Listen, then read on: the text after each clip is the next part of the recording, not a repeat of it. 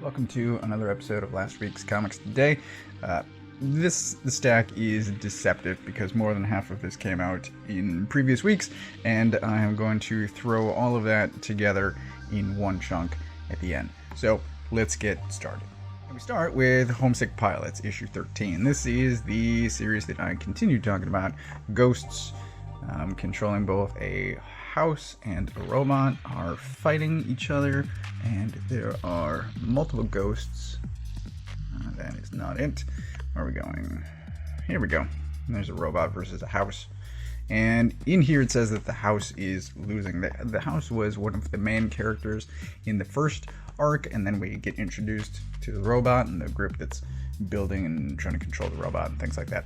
But in this arc of the series, those two are fighting, and we have a couple of characters that are trying to find the last remaining ghost for the house to reach full power. I don't remember specifically what they were talking about, but the house is missing a ghost, and we have two characters that are out retrieving that ghost, and this is the bulk of this issue, and it is really well done. There is a surprise about a relationship with that ghost and a pre-existing ghost, so that was a lot of fun. This book is still excellent. The story is great. The art is also great. I mean, look at this page. Love it. Recommended consistently, always. Love it. Up next we have World's Finest, issue 1. This is the new Batman-Superman combo book, and it is by Mark Waid, Dan Mora. Dan Mora is predominantly the reason I'm getting this book. I have certainly read things by Mark Waid, but he has never been a creator that I've followed from title to title. Dan Mora is a guy that I've followed from title to title, and his art here is fantastic. Here we got Metallo. There is a ton of characters in this, and there are a bunch even on the cover that don't appear here, so I'm assuming these are going to be in future issues. And can we just talk about Jimmy for a second? I mean, if we're still pretending that he is a photographer or a photojournalist or whatever he is, can we get him a better camera? Just draw him, at the very least, a better lens. I mean, it's ridiculous. Anyway, I have something very... It reads as weird to me. So it felt like a digital first. And the thing about the digital firsts is it's essentially two halves of a comic that get published separately, published digitally as two halves, and then they get printed together. So you wind up with half of a story and half of a story, and sometimes you can feel that in the printed version, and I'm saying that's what happened here. So we get the entire first half of the comic here. We've got the staples, right? And then you turn the page, and this entire page is Robin recapping what just happened at the first half of the book. And I got to this, and I'm like, how stupid does Mark Waid think we are? Like, does he think we have the memory of a goldfish? Like, I just read this. I don't need it recapped. It's dumb as hell. But other than that, it's pretty good. It's... a lot happens here. And it's... like I said, it's pretty good. I'll probably keep going, mostly, again, because of Dan Mora's art, not the strength of the writing. But it's fine. It is fun getting Doom Patrol, so, you know, that's happening. It's fine. It is propped up by Dan Mora's art.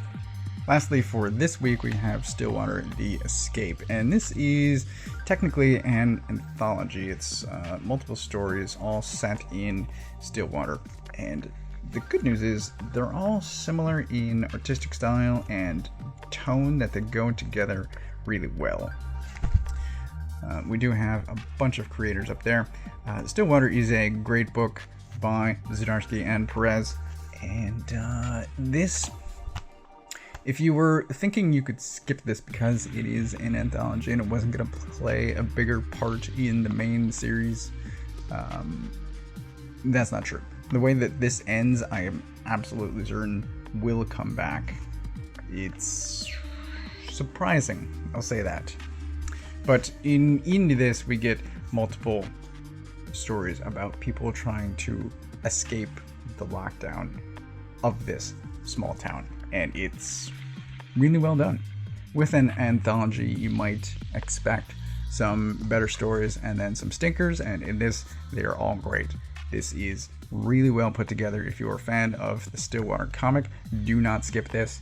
It is both great and, I think, important to future storylines.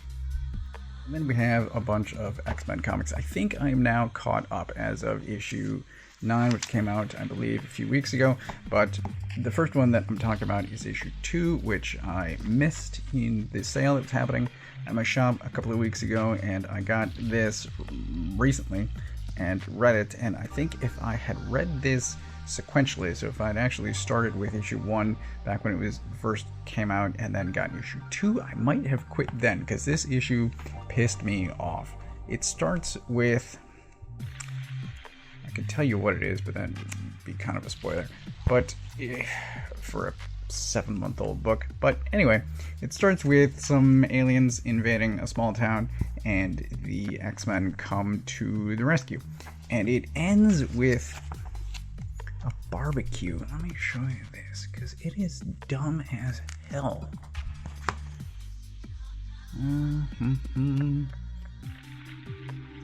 Actually, so it starts with Sunfire giving this whole life story thing, which is awkward, and it's fine as far as getting the audience up to speed, but it is dumb in the context that it's written here, and then they get invited to a barbecue, and like, dude, your town is wrecked. Like, you should be doing search and rescue right now, not this shit. And it just, the Age of Ultron movie pissed me off, because there were a couple of lines thrown in that were obviously direct results of the Man of Steel movie about how a Hulk and Hulkbuster could smash through an entire city and nobody died, or a chunk of the planet is hovering in the sky and again everyone gets rescued. Like, fuck you. This whole book, the X-Men fly from New York to, I think, Kansas, and like, everyone is just fine. You know, you've got, your small town is being attacked. By the time they got there, the town should have been dead. It should have been a blot, just a stain of blood and rubble. And instead it's like, let's finish it off with a barbecue. Screw you. Then we get X-Men issue 7, and this is the sort of origin of Captain Krakoa, who we first see in X-Men 6, and there's a story about, Cyclops very publicly died, and now we've got Captain Krakoa, and here we see that very public death, and it is at most 4 people, because he dies alone in an alley. And this whole thing, this whole death of Cyclops, and then, so here you see it. There's literally no one around, right? And there's still no one, and at most, alright, so there's 6 at most.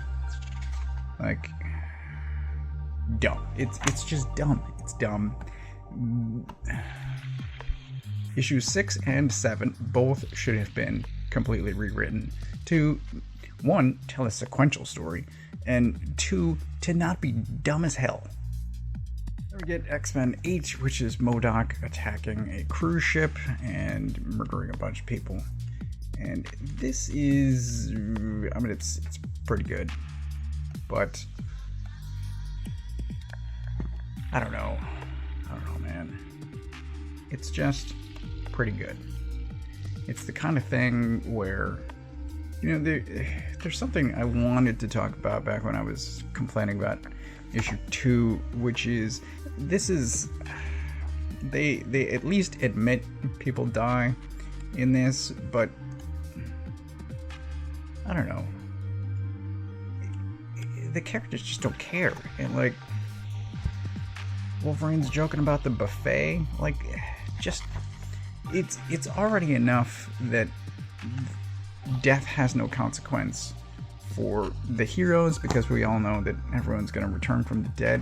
But now, like, the death of non-immortals also doesn't matter, because it's just like nothing matters, and these things should matter. And it's really the problem that I have with corporate comics in general, is just this sort of glossing over of events in order to give it a happy ending. And like, not everything should have a happy ending. And then we get to issue 9. And the big question I have here is, why is Abigail, like, so I got to this and I'm like, hey, isn't that Abigail Brand? And I'm like, maybe it was Madam Hydra, because they do look the same. But then we get to here, and it's like Abigail Brand. I'm like, what did I miss? I didn't think she was a villain, and now suddenly she is, and I have clearly missed something. But there are too many X books, and I am not going to even attempt to find out what's happening. So, I don't know. If you know, drop me a comment, because I'm not going to try to wiki it, and I'm definitely not going to read. So, in summary, the X-Men series is pretty good. It's like 75% good, and then 25% annoying as hell. And I might continue trying to read it, but I could easily also just save myself some grief and stop. Pick of the week, by the way, is going to Stillwater. It's clearly the best thing that came out this week. That is everything that I picked up this week. As always, I get all of my comics from a local comic shop. If you don't know where yours is, you can use this URL to find the one closest to you. Thanks for watching.